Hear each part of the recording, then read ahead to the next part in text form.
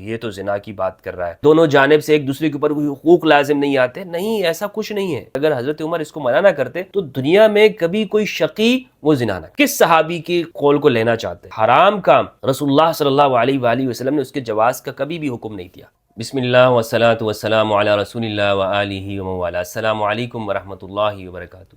ایک سوال مجھ سے یہ پوچھا گیا ہے، مفتی صاحب یہ بتائیے کہ ایک شخص کیا آج کے زمانے میں متع کر سکتا ہے، اور اگر متع کر سکتا ہے تو اس کی کیا دلیل ہے، اور کیا نوجوان ہمارا وہ فتنے سے بچنے کے لیے وہ متع کرے تو اس پر کوئی گناہ تو نہیں ہے؟ میں نے اس کی اوپر تفصیلی ویڈیو بنائی ہوئی ہے، متع کیا ہے، متع کی حقیقت، اور میں نے اس میں دلائل کے ساتھ گفتگو کی ہے. وہ آپ اس کی جو ثبوت ہے یا اس پر جو اعتراضات ہیں اس کا رد میں نے ایک ویڈیو کے اندر کیا ہوا ہے. اگر آپ تفصیل دیکھنا چاہتے ہیں تو اس کے لیے آپ یہ ویڈیو ضرور دیکھیں.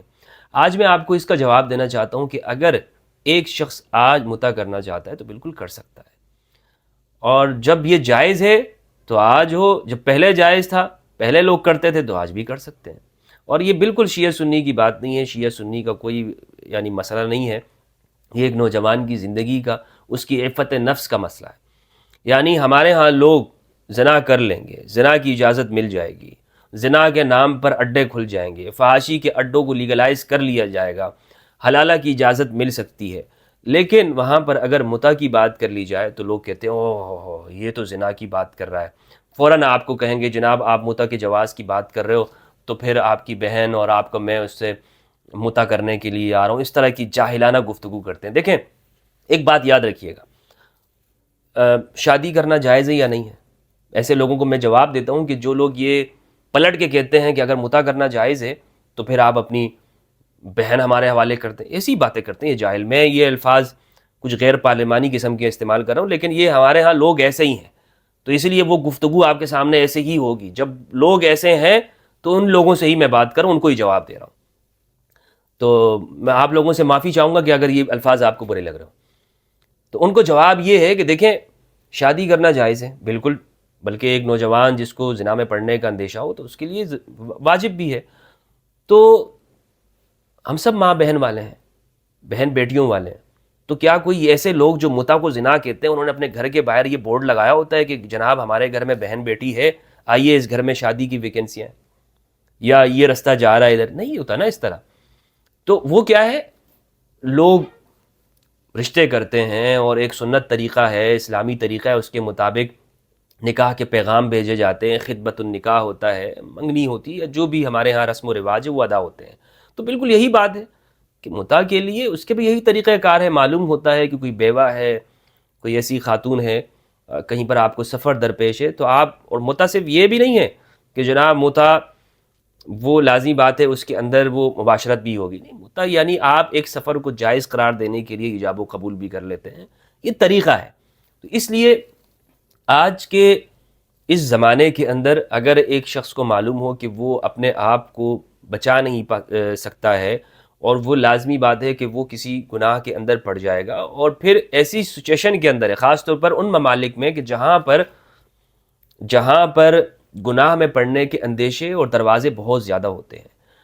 مثلا ایک بندہ مسافر ہے، گھر سے دور ہے، شادی شدہ ہے، یا ایک خاتون ہے وہ گھر سے دور ہے، تو اگر وہ، اور یہ ایجاب و قبول ہوتا ہے.